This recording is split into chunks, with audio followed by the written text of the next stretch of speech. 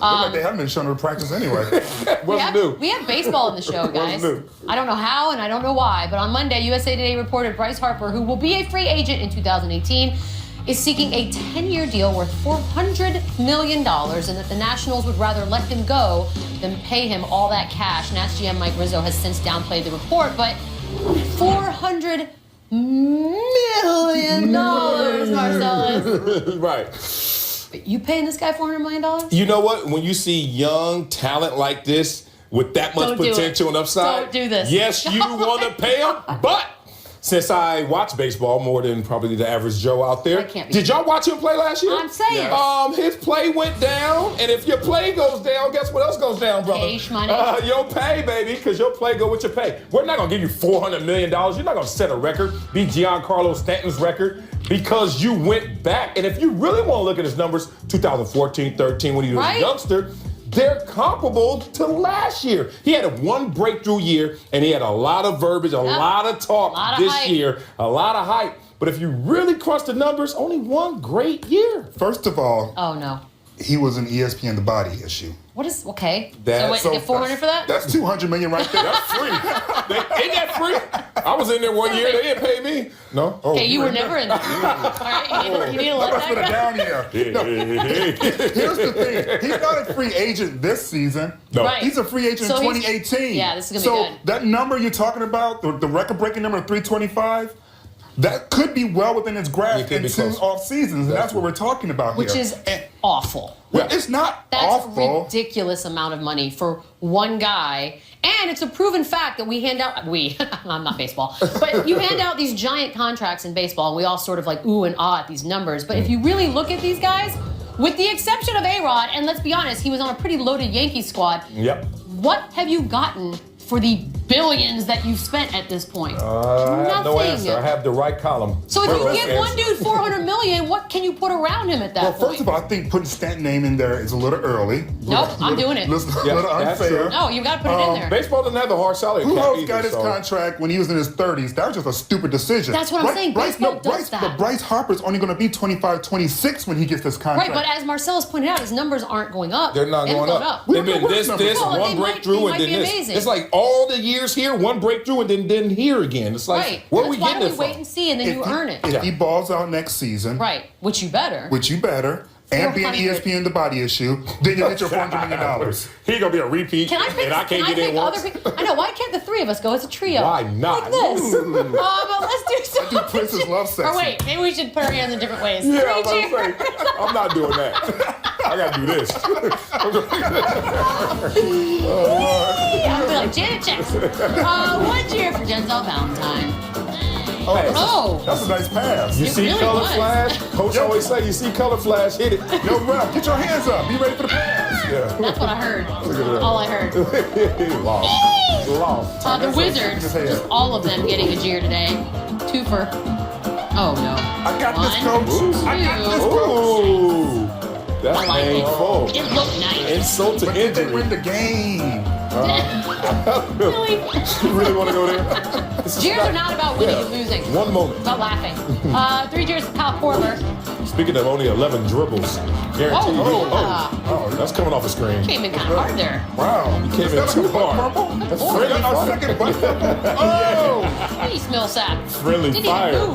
Then he get a chance. You might want to go protocol on him. That was kind of hard. Last night, Marcus Smart. Oh, God, I love him so much. Another great flop. But apparently, someone at this desk has had enough of what? Whoa. Disgusting. Remy on the roof. That's your SportsNation. Sports Nation is presented by Toyota. Let's go places. Back. LeBron James and the Cavs face the Knicks tomorrow. Naturally, the question over Phil Jackson's use of the word posse has reemerged. Did it have to, though? Yesterday, LeBron was asked if he would be interested in meeting with Mr. Jackson, and here is his answer. No. Gannon. Gannon. Steps back. Your thoughts. Your thoughts. Your thoughts. This is like a non-story to me. Thank you. Because when do you expect the star player from an opposing team to meet with the team president of the team you're going to play with. Oh, good point. That's just a ridiculous it's never scenario. Ever. Yeah. Right. And oh, by the way, if Phil Jackson really wanted to know why what he said was so offensive, you play in you run a league that's like 80% black. Just go on the court and ask one of your players. Yo, Melo, why is that so bad? Yeah. Like, if you really wanted to get woke, you don't have to wait for LeBron James to meet with him in New York to get woke. You can wake up at any moment. Get woke whenever he feels like it. Woke up. Phil Jackson, you ain't woke yet. I will say this, just in the sake of not being redundant.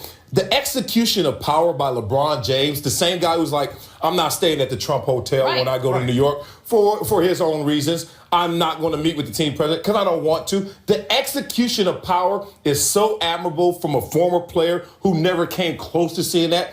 Even from the star players I played with, where he could command attention and get actual things done just by his own conversation, movements, and actions. Like, he's so next level. I've not seen this. Michael Jordan probably had that power, but didn't execute. Right. This is something that has never been seen before. I guess what I'm irritated by is whoever asked the question in the first place. Because like you said, this is not a thing that players do. Like, go have lunch with the opposing team's anybody, for that matter. Maybe they're friends. Right. And so I don't understand why the question even came up, other than we're just baiting now to try to get more of it. And I love the fact that LeBron gave us no as a soundbite because everyone was hoping for something juicy. No.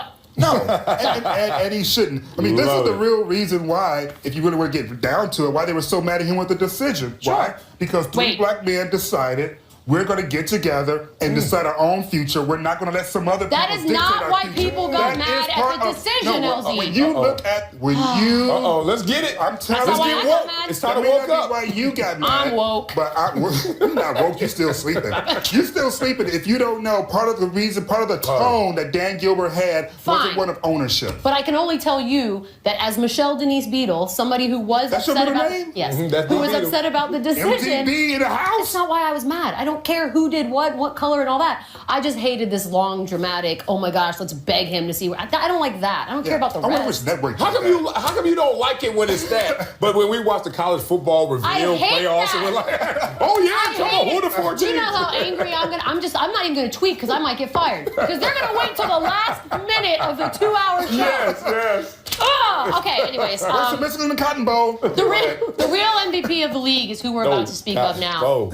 He goes by the name of Marcus Smart. And last night with the Celtics down 1, Al Horford drove to the hoop, missed a game-winning layup. Celtics lost. You don't care about that. The real story is Mr. Smart, who attempted to save the game with an incredible flop.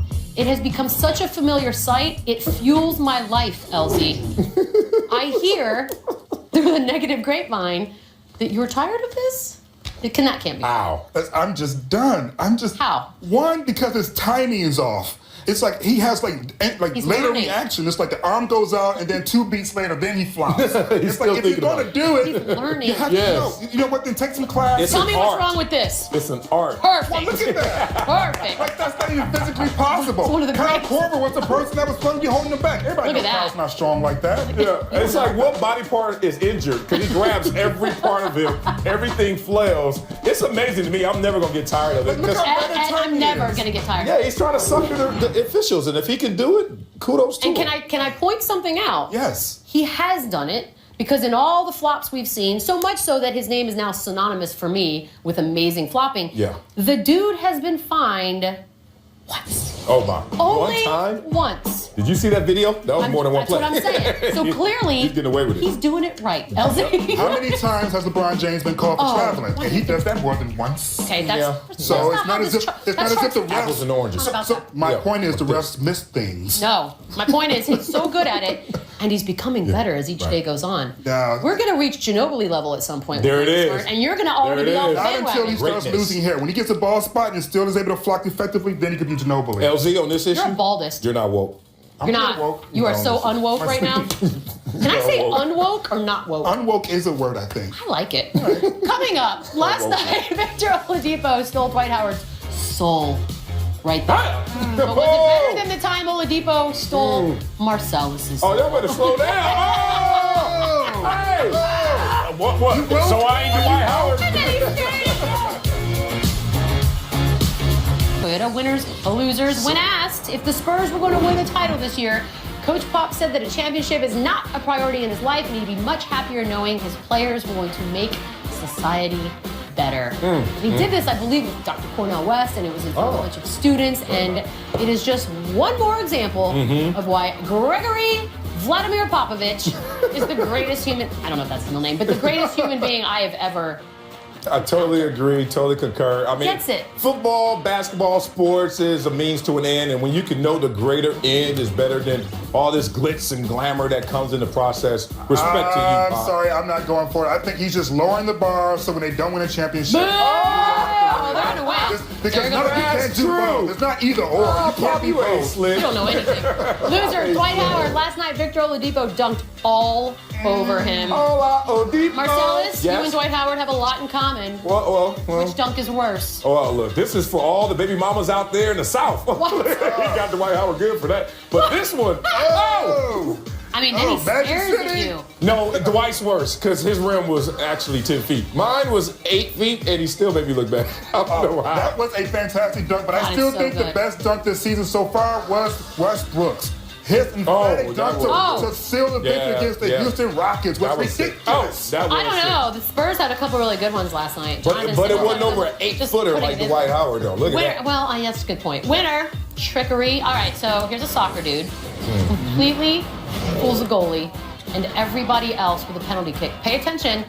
It's as though he's going to tie his shoe, but he's not. He kicked the ball. I love it. You love that? It's genius. Well, it is genius. Love it. But it's also bad goalie play. What else you think he's doing by the ball? Like Tying your shoe. Yeah, right. Like if offensive line is coming to the ball, guess what I'm not thinking? It's time to tie your shoe. See, about to run a play. Marcus Smart. That is how you execute a flop. You have to do it perfectly. The timing has to be just right. Yeah. Marcus would have kicked the ball 5 seconds after he went up to the ball. So you're going to walk to the ball and say, oh, yeah, my shoe. Yeah, right. He would have tied his shoe back then. It just looks awesome. It does because look awesome. nobody is ready for it. I kept thinking it was fake until I saw the fans' reaction. Yeah. I was like going, ooh, the fans? That goalie. Did you see that? Pray for him. Loser.